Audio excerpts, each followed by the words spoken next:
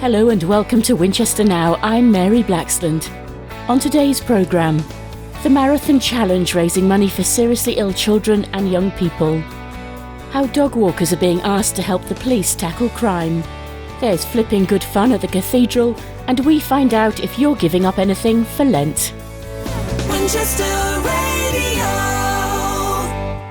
Our first story today is about an inspirational man who's run 60 marathons in his 60th year to raise £200,000 for Naomi House and Jacksplace near Winchester. Steve Radjian is a trustee of the charity and was greeted at the finish line by family and friends, staff and some of the children and young people being cared for at the hospices.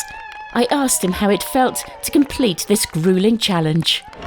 Relief now that it's all over, but you can see the reason I do it. This amazing charity.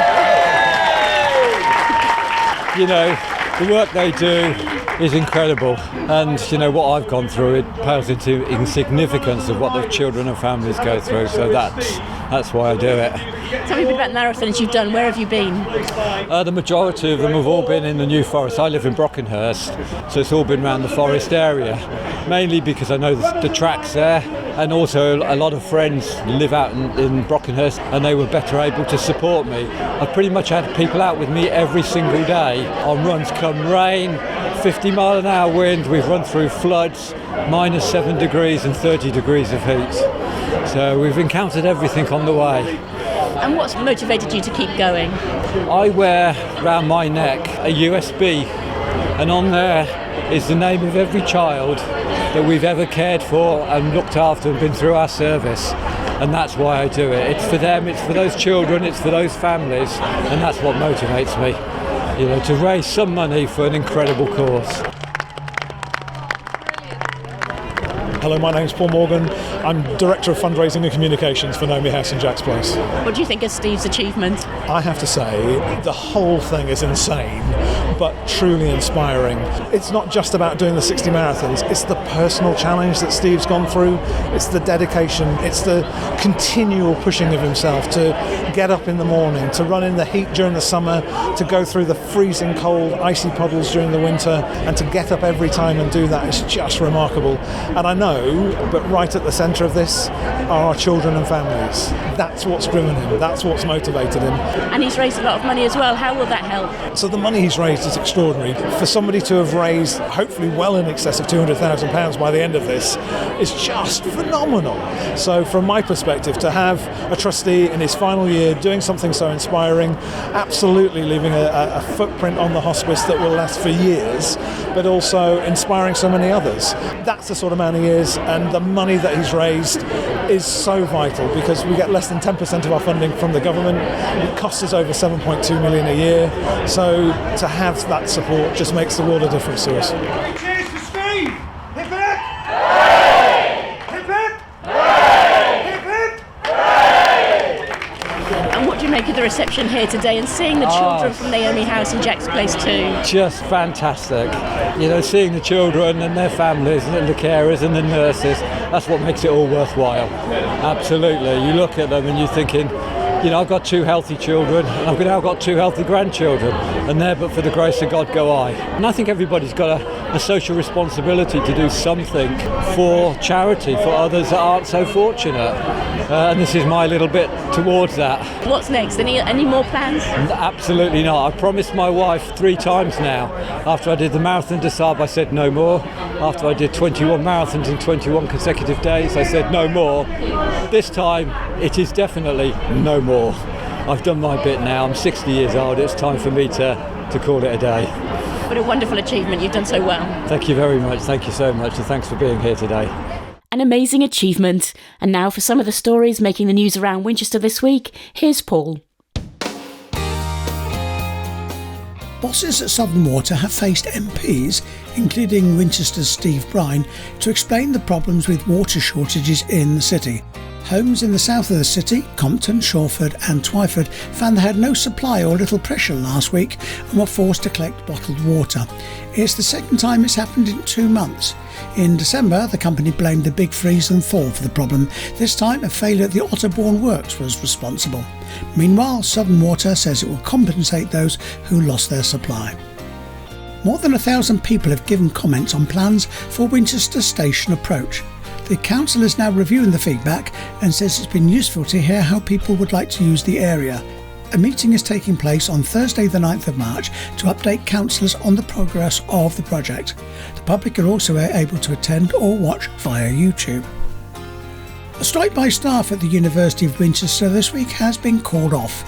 Workers, including administrators, cleaners, library and security, have been due to walk out in a row over pay and working conditions. It was part of a national fortnight of action. Unions say they've made significant progress during talks with employers. Police are appealing for doorbell or dashcam footage as they are investigating a series of thefts from cars in Alresford. 6 incidents were reported around the Huxley Drive, Station Approach and Nursery Road areas where items such as wallets and cash were stolen. Officers say they are following up several lines of inquiry. Earlier this year we told you about the £2 bus tickets on stagecoach journeys around Winchester. Well, the scheme that was due to finish at the end of March has now been extended until the end of June. It's all part of a £155 million government package to encourage more people onto the buses and help the industry recover after the pandemic. For Winchester Radio, I'm Paul Blitz. Winchester Radio. Now, calling all dog walkers, could you help be the eyes and ears for the police? A scheme was set up by the Hampshire force 2 years ago to encourage dog walkers to report suspicious activity such as vandalism or fly tipping. So far, 8,000 people have signed up and it's making a difference. Here's Inspector Corinne Bishop from the Country Watch team. I came up with the idea pre-lockdown. Basically, it's a way to, engage and encourage dog walkers to be a bit more proactive and vigilant whilst out walking their dogs. Why are dog walkers so important? How do you think they can help you?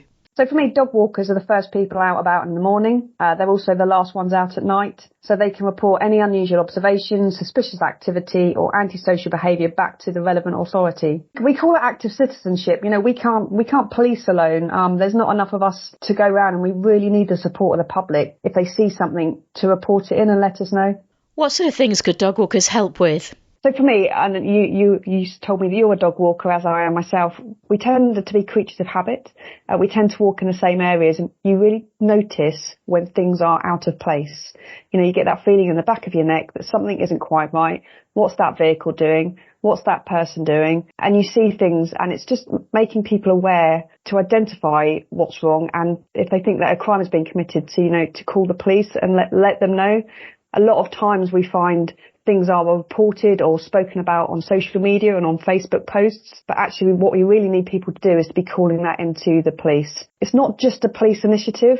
We provide information on, in relation to fire, in relation to, for example, in the New Forest, who you need to call for the agisters or the verderers, the county council if there's a fly tipping issue. So it's just, for me, it's an information sharing from the police to the public, but then there's a two-way street. So the whole idea of the scheme is for us to be able to communicate with the public around what is happening, and also for the public to have a feedback into us to provide us with information, to the relevant authority who can assist them.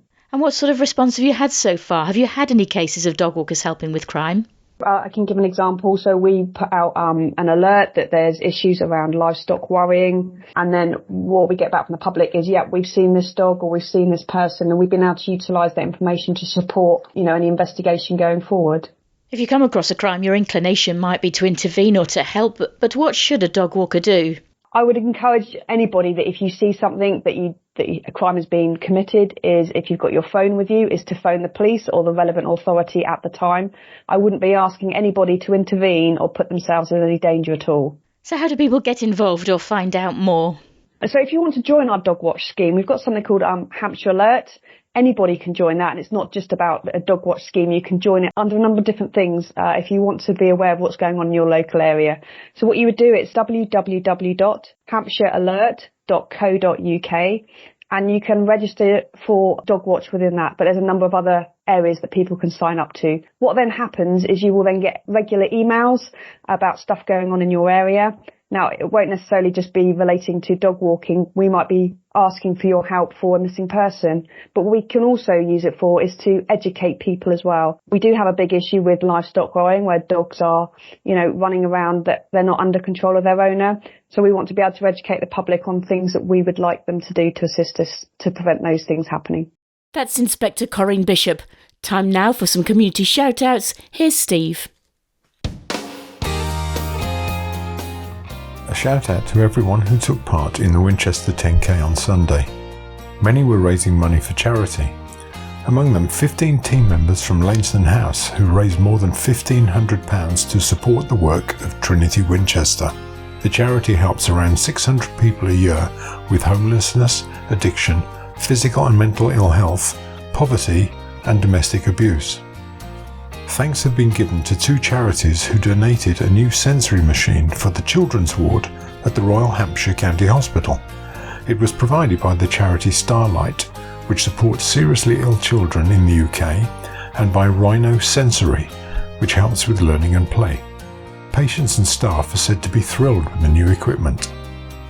And finally, a mention to the team at Winchester Cathedral who look after the Peregrine webcams, which bring hours of enjoyment to many in the city and further afield.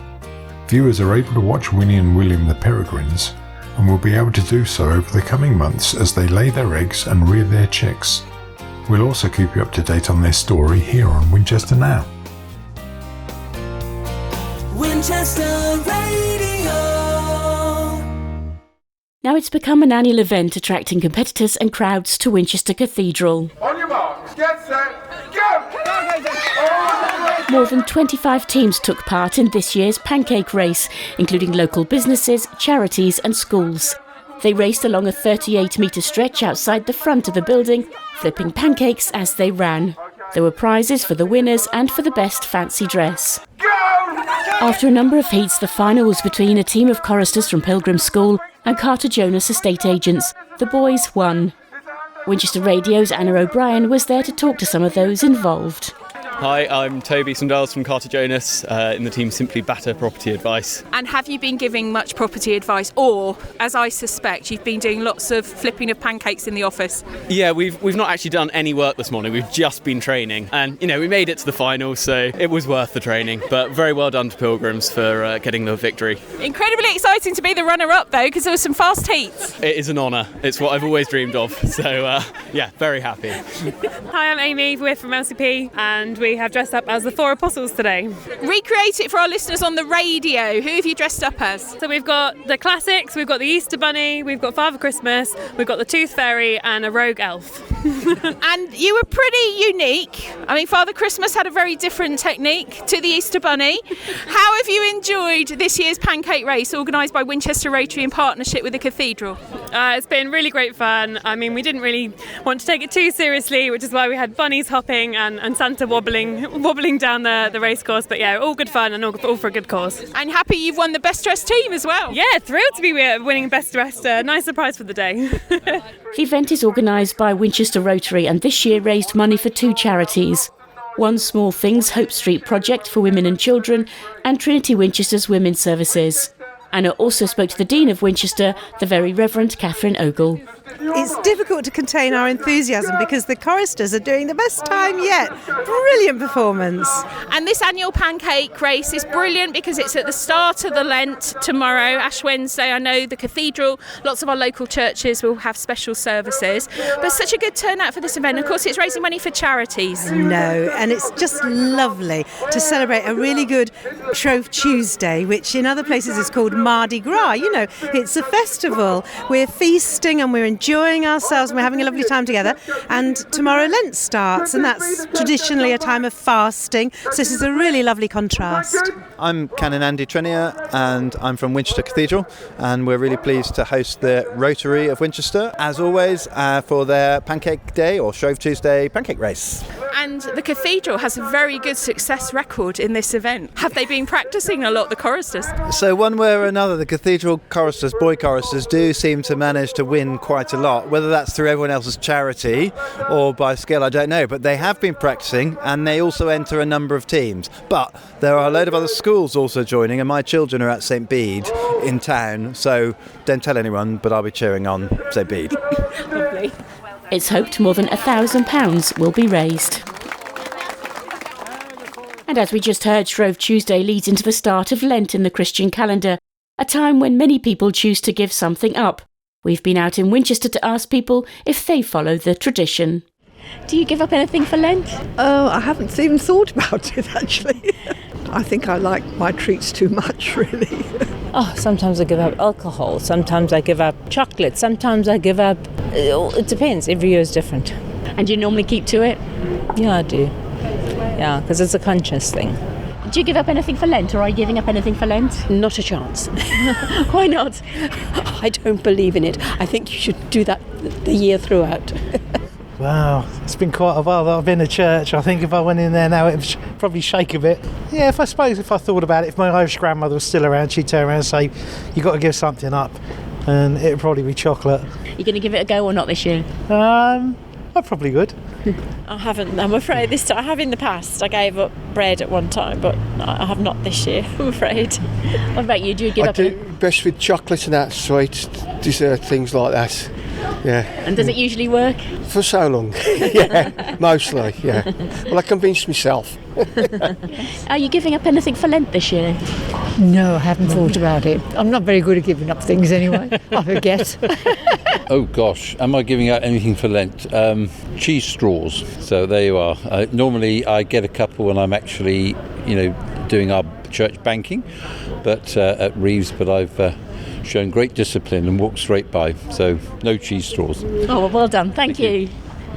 Well, that's all for this week. Don't forget you can email us any news or shout-outs at news@winchester.radio. Until next week, goodbye.